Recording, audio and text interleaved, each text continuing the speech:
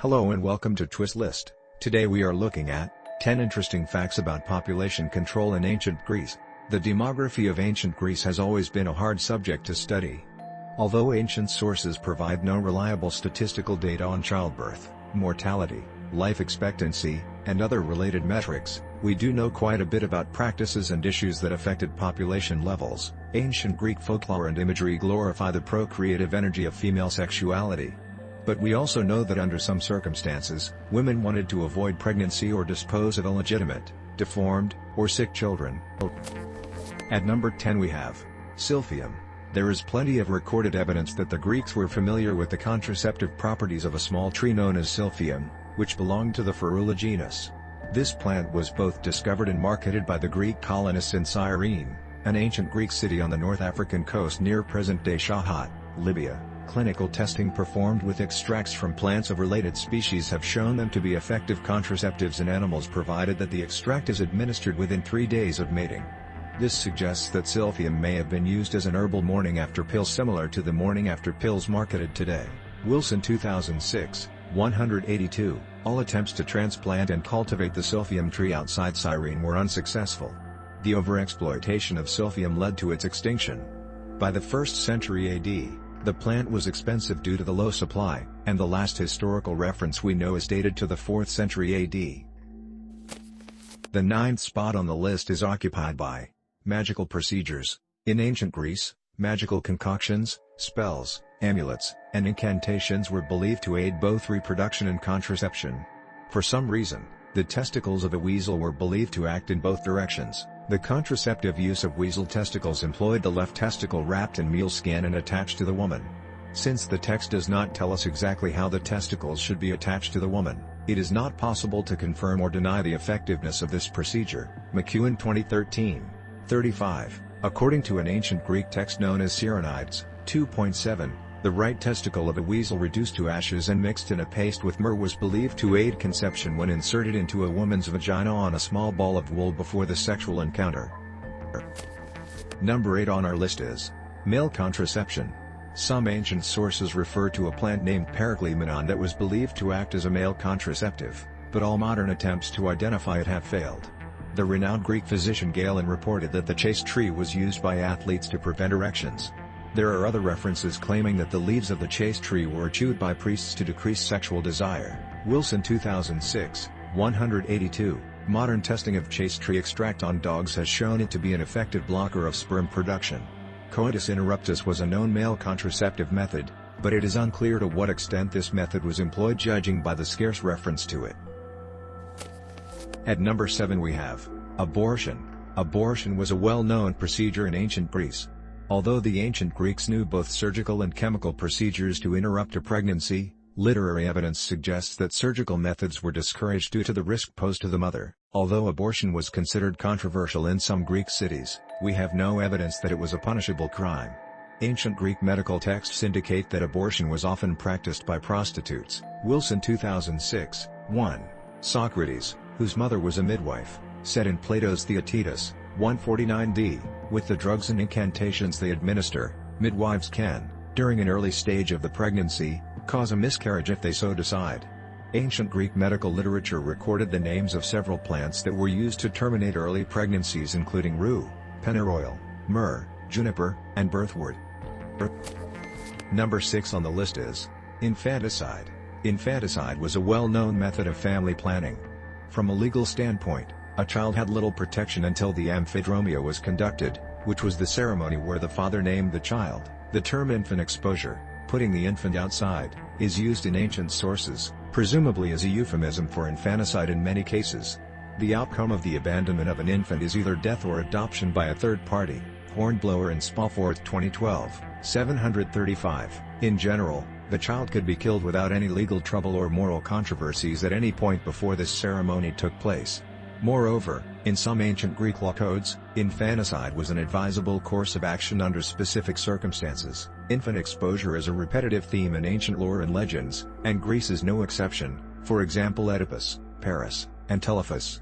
This literary evidence suggests that infanticide was probably a widespread method of limiting family size, although the exact extent to which it was employed is difficult to assess.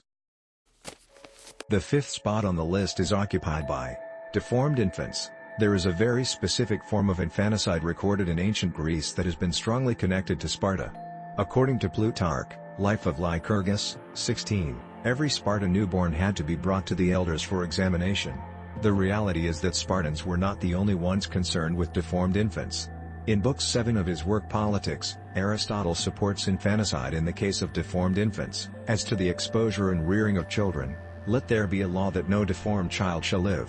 If the infant was well built and sturdy, they ordered the father to rear it.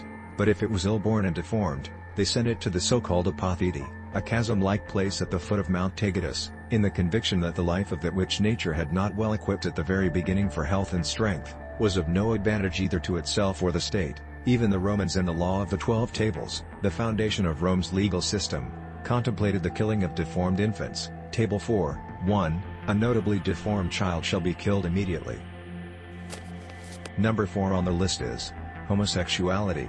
The American scholar William Percy has argued that the encouragement of sexual intercourse between members of the same sex in ancient Greece, particularly the institutionalized Athenian pederasty, was aimed at controlling the population level. An interpretation along the same lines was already expressed by Aristotle, Politics 2.1272-22-24, who argued that the goal behind the institutionalized pederasty of the Cretan society was to check the demographic growth. Homosexuality might well have had an effect on population control, not as a strategy consciously aimed to check population levels but merely as an inevitable side effect of limiting heterosexual activity. Wilson 2006, 127. It does not seem possible to confirm whether homosexual practices in ancient Greece were encouraged with the conscious purpose to check demographic growth. But it is reasonable to suppose that as the number of sexual encounters between members of the same sex increases, the frequency of sexual intercourse between members of the opposite sex is likely to be reduced. At the third place we have legal regulations. Several aspects of population control had a legal regulation in ancient Greece. In the city of Gortyn, central Crete, we found detailed information concerning various laws inscribed around 450 BC. Hornblower and Spawforth 2012, 623-735. Interestingly, the Gordian Law Code, 4:9-13, also contemplated fines if a woman did not comply with this regulation. If a wife who is separated, by divorce, should expose her child before presenting it as it is written, in this legal code, if she is convicted, she shall pay, for a free child, 50 staters, for a slave, 25. The Gordian Law Code, 3:43-48, allowed infant exposure in some cases. If a wife who is separated, by divorce, should bear a child, they are to bring it to the husband at his house in the presence of 3 witnesses, and if he should not receive it, the child should be in the mother's power either to rear or expose. In the city of Thebes, the law did not allow infanticide. However, poor parents were allowed to sell their children. At the second spot is mortality and life expectancy. War was arguably the most important factor for adult male mortality, although maternal, neonatal, and infant mortality were also high. No reliable figures on demographic statistics have survived to our days, but some scholars have come up with different figures.